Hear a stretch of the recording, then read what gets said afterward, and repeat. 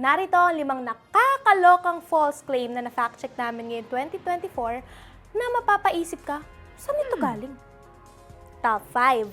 Margaret Hello raw ang pangalan ng asawa ni Alexander Graham Bell, kaya hello ang una niyang sinabi nung unang beses niyang ginamit ang telephone. Mali ito dahil si Mabel Hubbard ang asawa ni Graham Bell.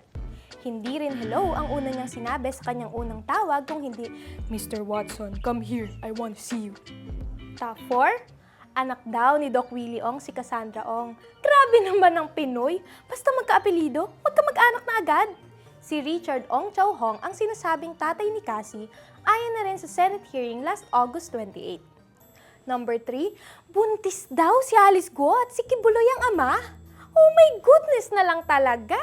Talaga namang paldo ang views ng video na to. Again guys, hindi ito totoo ha. Read more about it here para hindi ka mabiktima ng false information. Top 2, sandamakmak na personalities daw ang namatay ngayong taon. Kabilang daw dito sina Digong, Chris Aquino, Alice Guo, Apollo Kibuloy, Justin Bieber, Kuya Kim at Ted Filon. Kagaya ng sabi namin sa fact check namin, buhay pa sila. Nakakatakot ang social media. Buhay ka pa, pinapatay ka na online. Number 1, aliens daw ang gumawa ng pyramid sa Giza sa Egypt. Hindi raw posibleng mga tao ang gumawa nun dahil sa bigat ng bawat block at sa mismong design ng pyramid.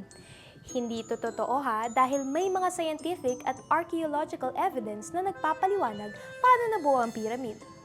Para sa buong detalye, basahin ang fact check na ito. O diba, nakakaloka? Hindi talaga nauubusan ng imbentong kasinungalingan ang mga fake news peddler. Pero di rin naman kami napapagod na i-fact check sila, no? Kayo rin, ha?